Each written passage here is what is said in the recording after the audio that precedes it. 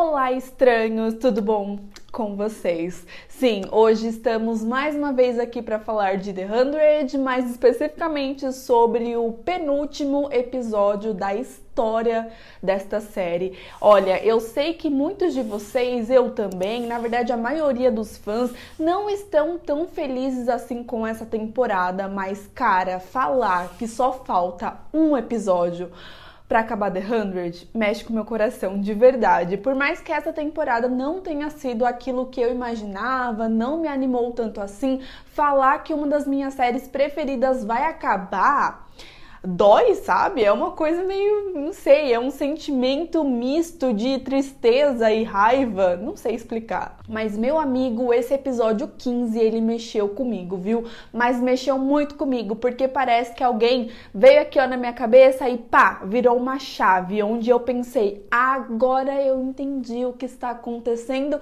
e por que aconteceu tudo o que aconteceu nessa temporada, e a gente vai conversar melhor sobre isso no vídeo de hoje. Vamos conversar também sobre as polêmicas que aconteceram aí no Twitter, sobre as coisas que as pessoas estão falando. O vídeo de hoje tá bem intenso. Bora!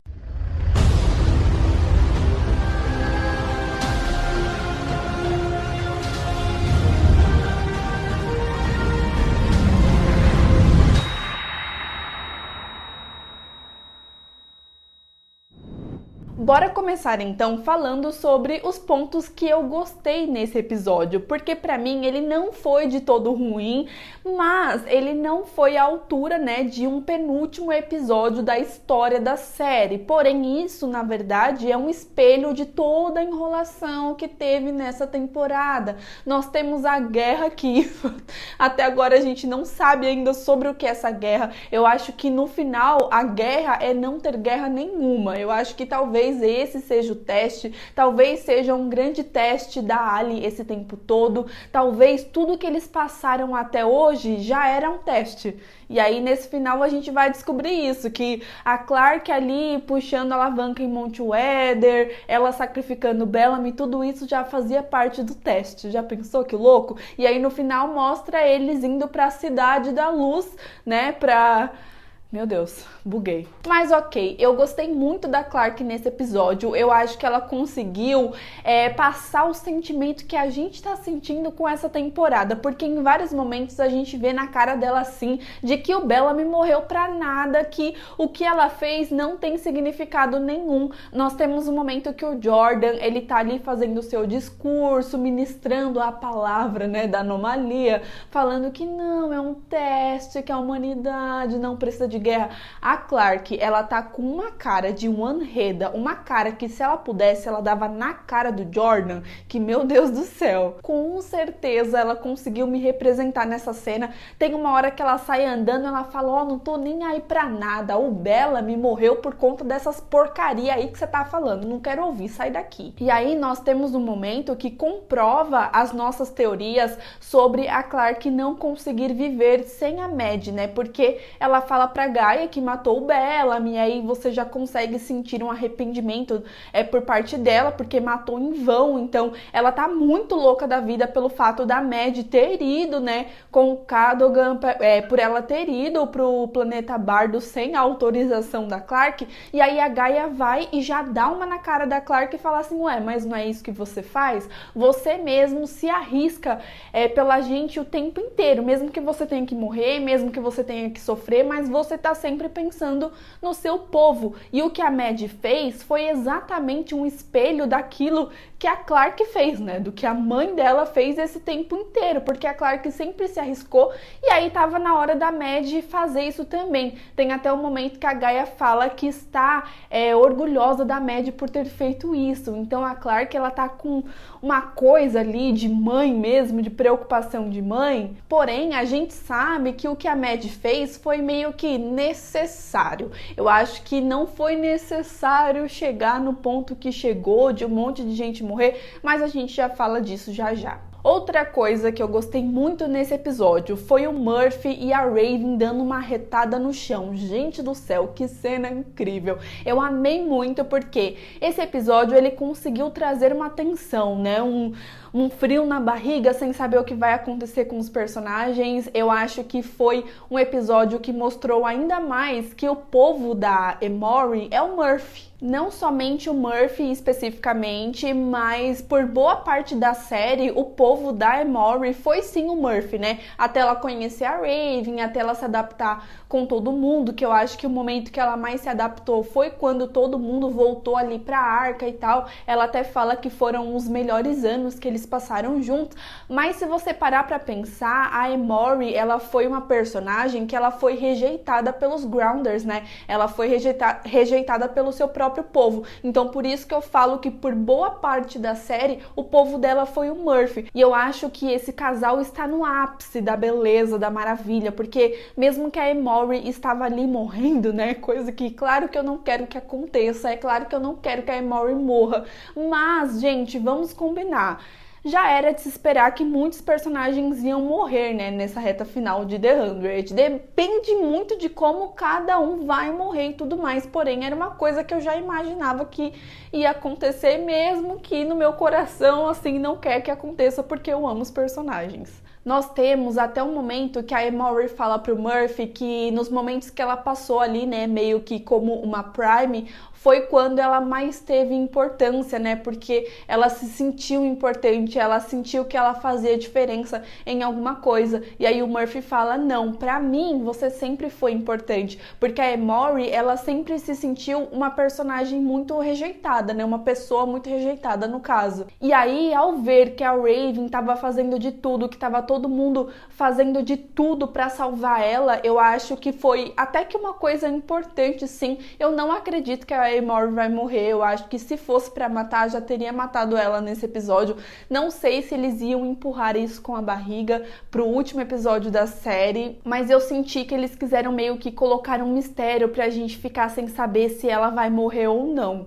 Outra coisa que eu gostei bastante desse episódio, obviamente, foi Clarke e Octavia juntas. Eu acho que essa dupla é magnífica, porém eu acho que é uma coisa que deveria ter acontecido antes, né? Não no penúltimo episódio da série, mas eu gostei muito da Octavia querer ir com a Clarke pro planeta Bardo e fazer aí esse sacrifício e se arriscar, porque ela sabe a importância de tudo isso. Então eu fico muito feliz com essa cumplicidade, eu fico muito feliz que eles não colocaram uma rivalidade entre a Octavia e a Clarke aí nessa temporada, porque já deu também, né? Elas já brigaram muito, elas já passaram por muita coisa, elas já se acusaram muito, já ficaram com raiva uma da outra, assim, em vários momentos. Então, de fato, eu acho que para uma reta final não era o momento de colocar uma rivalidade entre os personagens principais, né? Tipo Bellamy.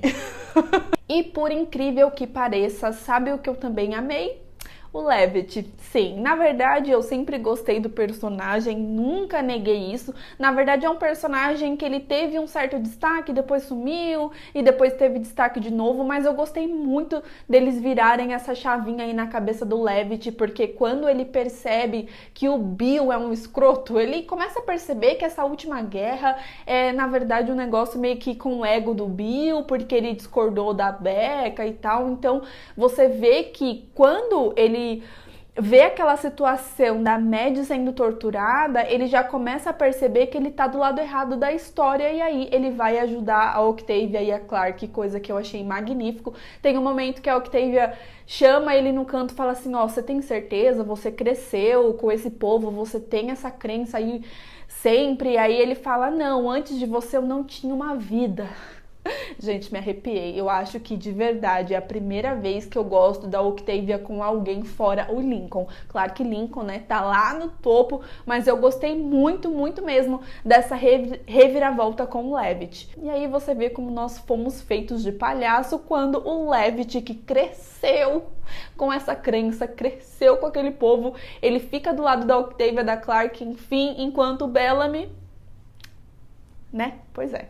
eu também amei o fato da Mad mandar o Cadogan flutuar, falar, querido, não quero saber de você, sai daqui. Eu adorei ver a Alexa por menos de um segundo, né, na mente da Mad, mas foi muito legal. A gente viu a Becca também, a gente viu a Kelly também, foi muito legal essa cena ali a princípio, né, bem antes deles torturarem a Mad, vendo as cenas ali, né, você vê que o Cadogan, ele vê a filha dele, ele já fica todo emocionado, já tipo, não quero saber, mata essa criança, mas eu quero ver minha filha. E pra finalizar aí das coisas que eu gostei desse episódio, por incrível, gente do céu, eu nem acredito que eu vou falar isso, mas eu amei aquela cena de luta com o Shaeeda. Eu acho ainda o personagem completamente aleatório e desnecessário, principalmente nessa altura do campeonato. E aí eu fiquei com raiva por mais uma vez eles terem deixado o Shaeeda sair vivo de toda essa situação, porque ele mata todo mundo ali, depois ele some, até mesmo a Clark fala, ah não, depois a gente cuida dele. Eu ficava, meu Deus, mas vocês estão querendo cuidar do Shaeeda sempre depois, mata ele logo, pelo amor de Deus. É um personagem que eu vejo que o Jason, ele tá usando sempre que ele quer ter uma saída fácil, né? Tipo assim, ah, o que será que a Octavia e a Clark pode fazer? Já sei, vamos criar uma distração com o Shaeeda. Então ele sempre tá sendo usado de uma forma muito fácil, entendeu? Ele é um personagem que ele tá sendo muito usado mesmo e pra nada às vezes. Porém, essa cena dele lutando com a galera de Bardo, eu curti, eu achei uma cena, tipo, legal de assistir e tal. Ainda acho estranho, né, a galera de Bardo ser meio que lerdos, porque, gente, eles treinaram a vida inteira, eles começaram essa temporada falando, não, porque os discípulos, eles são top, eles são isso, eles são aquilo, mas os caras mais morrem do que conseguem lutar direito, sabe? Mas aí, como eu falei pra vocês no começo do vídeo, eu comecei a refletir, eu fiquei, mano, mas não é possível, essa temporada de The 100, ela tá muito estranha, gente, The 100 não é assim, parece que ela tá sendo escrita por uma pessoa completamente diferente. Eu falei, não, tem alguma coisa errada.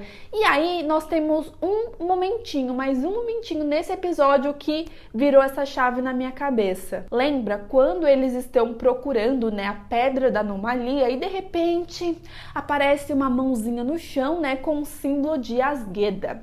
Ou seja, a gente já começa a se perguntar, né, por que aquilo tá ali, mas não sei o que, a gente começa a tentar criar teoria, mas só falta um episódio pra acabar The 100, tem muita coisa pra resolver, gente, mas tem muita coisa pra ser explicado em apenas um episódio de 40 e poucos minutos, tipo, é impossível explicar tudo que ficou em aberto aí nessas duas últimas temporadas, contando a sexta e a sétima. E aí, amigos, eu fiquei pensando, por que o Jason tá fazendo isso? O que o Jason quer com isso, deixando um monte de ponta solta nessa temporada?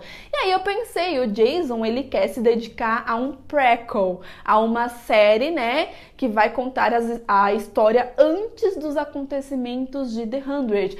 Para fazer esse prequel acontecer, o que ele precisa fazer? Ele precisa amarrar as duas séries. Então, gente, pra mim agora tudo faz sentido, tudo que aconteceu nessa temporada, porque ele queria apresentar a Pedra da Anomalia, ele queria apresentar o Cadogan, ele queria apresentar o Shaeeda, pra gente conhecer esses personagens. Então, eu tenho a teoria, na verdade, eu tenho quase certeza que todos os pontos, ou quase todos os pontos que ficaram sem explicação para essa sétima temporada, ele vai usar como marketing para o prequel de The 100, porque o que ficar na história, ele vai querer explicar depois. E aí eu fiquei pensando, por que que ele fica falando tanto do Shaeeda, por que que ele fica insistindo tanto nesse personagem? Eu acredito que ele vai tentar mostrar em algum ponto do prequel a origem do Shaeeda. Para isso acontecer, a gente teria que conhecer ele nessa linha temporal aqui, para quando chegar o prequel, a gente entender mais ou menos a história dele e entender como que ele chegou ali. Eu tive o mesmo sentimento com a última temporada de The Originals. Eu não sei se vocês acompanharam na época, mas eu fazia vídeos aqui pro canal e eu falei em inúmeros vídeos que eles sacrificaram a última temporada de The Originals para dar coerência com a história de Legacies, porque eles precisam amarrar as duas histórias para que os fãs que assistiram The Originals fiquem curiosos para assistir Legacies também. E eu senti a mesma coisa com The 100, então por isso que o infeliz do Jason resolveu apresentar o Cadogan agora, ele resolveu focar na história de Bardo, ele resolveu focar aí no Sheiheda e tudo mais, porque eu acredito que nesse prequel eles não vão simplesmente mostrar a história dos Grounders na Terra. Eu acredito que talvez eles mostrem também a vida do Bill chegando no planeta Bardo, dele na montanha, esse negócio de transcender. Então eu acredito que algumas coisas que ficaram sem explicação ficaram porque o infeliz do Jason ele quer trazer a explicação na origem, né, no prequel. Então por isso que ele vai colocando uma pista aqui, uma pista ali, colocou a mão ali com o símbolo de Asgeda pra gente ficar naquela, né? E aí ele vai falar, não, no prequel a gente explica, depois a gente explica tudo isso. Então eu acredito que talvez nesse prequel nós tenhamos até mesmo os Primes. Pode ser que nós tenhamos a Josephine, a infância dela, alguma coisa assim. Você consegue sentir uma grande diferença, né, em The 100 a partir da 6ª temporada, quando chega os Primes, quando tem o negócio do santuário e tudo mais. Então a gente consegue ver essa reviravolta na história, como se de fato a série tivesse acabado na 5ª temporada e depois disso foi meio que um spin-off.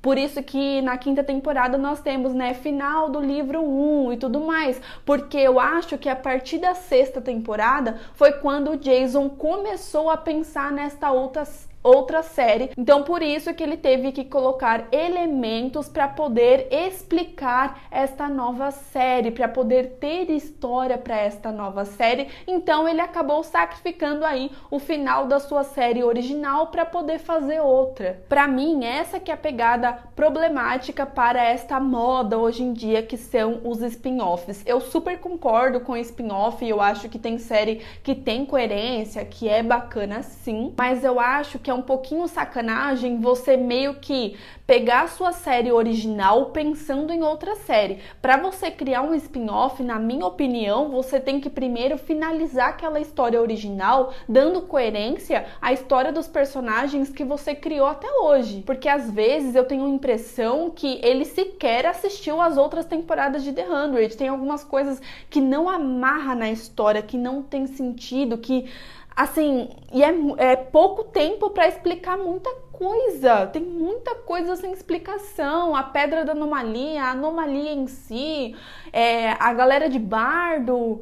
Não dá pra explicar tudo isso em apenas um episódio, gente. Bora falar então da parte mais polêmica desse episódio, que de coração eu não queria falar aqui, mas eu sei que vocês vão me cobrar, então vamos lá. Pra quem não sabe, a Eliza Taylor, né, a atriz que interpreta a Clarke, no meio dessa temporada, ela sofreu um aborto espontâneo. Foi uma coisa muito difícil pra ela, foi uma coisa muito difícil pro Bob Morley, que faz o Bellamy, né, que eles são casados na vida real. Enfim, no final desse episódio em si, nós tivemos uma das cenas mais pesadas, né, da história de The 100, pelo menos na minha opinião. A série sempre teve muitas e muitas e muitas cenas pesadas, porque não é uma série teen, The 100 nunca foi uma série teen, eu sempre deixei isso muito claro. E aí nós tivemos, né, a Maddie que foi torturada, o Cadogan conseguiu o código e simplesmente deixou a menina ali. Agora ela tá vegetando, o corpo dela meio que morreu, só que a cabeça dela ainda funciona, ela escuta tudo e tal, mas ela não se mexe, ela virou meio que um vegetal de fato. Nesse momento que aconteceu, a Clarke, obviamente, ela fica desesperada, porque é a filha dela, e aí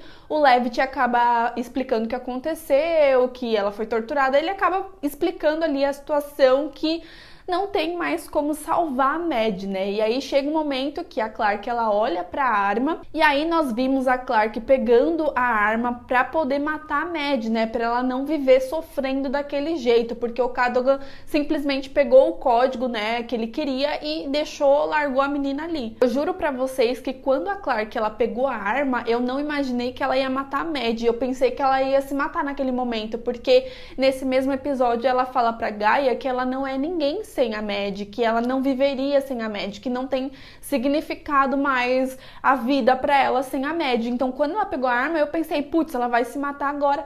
E aí a Octavia pega a arma falando que não vai deixar a Clarke viver com esse peso na consciência, e quando ela fala, né, sua luta acabou e vai atirar na Mad, o Levitt, ele percebe que ainda tem, né, que o cérebro dela ainda tá funcionando, porém ela não se mexe e tudo mais, porém ela tava ouvindo tudo que a Clarke está falando. A polêmica, a grande polêmica foi a seguinte: uma galera começou a falar no Twitter que o Jason Rothenberg, ele fez isso de propósito, que ele colocou isso no roteiro para poder se vingar da Eliza Taylor por conta de algumas tretas que aconteceram nos bastidores, e que ele foi maldoso. Como ela sofreu um aborto, ele fez ela falar meu bebê e ficar perdendo a Mad daquele jeito ali por pura maldade. Eu não queria falar isso com vocês porque eu confesso que eu achei a acusação mais grave da história de The 100 até hoje. Assim, eu sei que o Jason, ele é um cara babaca e tudo mais, não tô aqui pra passar pano pra ele de jeito nenhum,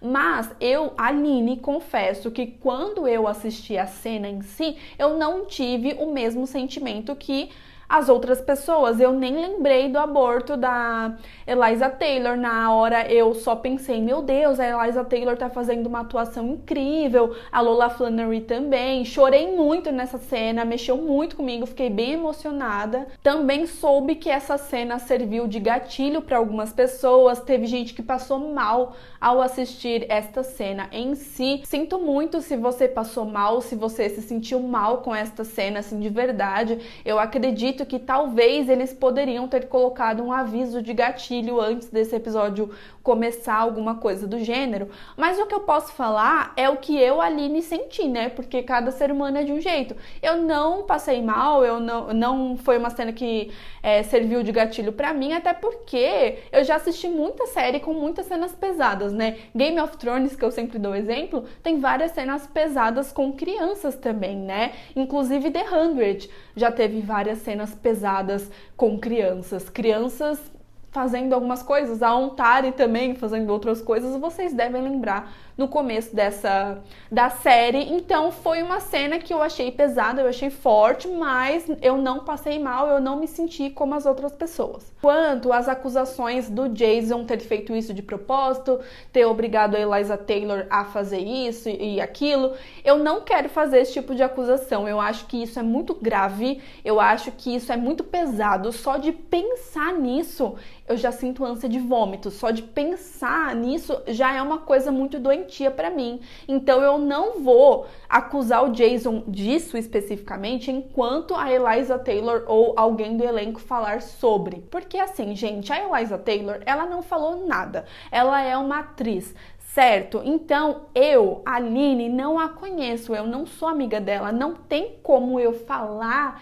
que ela se sentiu assim, não tem como eu falar que um ser humano se sentiu de uma forma, eu não sei, cada um age de um jeito, cada um sente de um jeito. Teve gente que passou mal nesse episódio, eu não passei, então depende muito de cada um. Eu acho que a atuação dela foi incrível, assim como a atuação da Lola Flannery. A única coisa que eu não concordo com essa situação foram algumas pessoas falando, inclusive, que não pode fazer isso com criança, que a Lola Flannery, ela não deveria ter feito essa cena porque é muito pesado e tudo mais. A gente não sabe como é o contrato, a gente não sabe o que aconteceu na leitura do roteiro, a gente não sabe o que aconteceu nos bastidores em relação a isso especificamente. O Jason, ele é um cara que sim, ele faz as coisas por pirraça, não é a primeira vez que isso acontece, porém eu acho que isso já foi, assim, num limite muito grave. Só que a Lola Flannery, apesar de ser uma criança, ela também é uma atriz,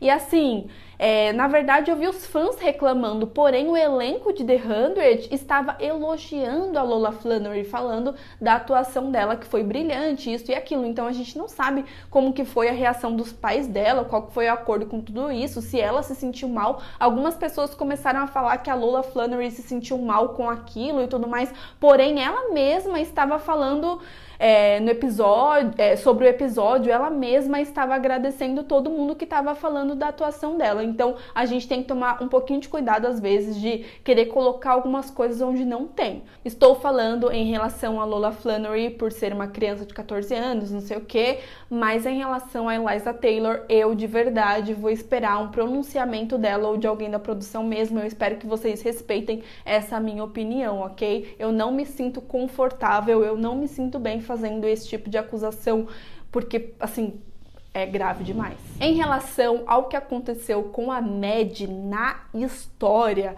eu acho que deveria ter acontecido antes, porque já era uma coisa de se esperar. Eles queriam o código, eles iam matar a Mad para conseguir o código. Eu acho que isso para mim estava muito evidente. Eu acho que não precisava eles matarem inúmeros personagens e fazerem um monte de coisa, enrolar a temporada inteira para chegar nesse ponto. Eu acho que o que aconteceu com o código poderia ter acontecido no episódio 10, no episódio 8, mas poderia ter acontecido antes, porque isso ia movimentar a Clarke ia ficar muito louca, e aí ela ia falar, você quer guerra? Agora você vai ter guerra porque você matou minha filha. Então eu acho que a morte da Mad poderia ter acontecido antes, entendeu? Para poder movimentar a história. O problema para mim foi que eles enrolaram para acontecer no penúltimo episódio. Essa que foi a cagada. O problema não foi o acontecido, o problema foi como chegou nesse acontecido,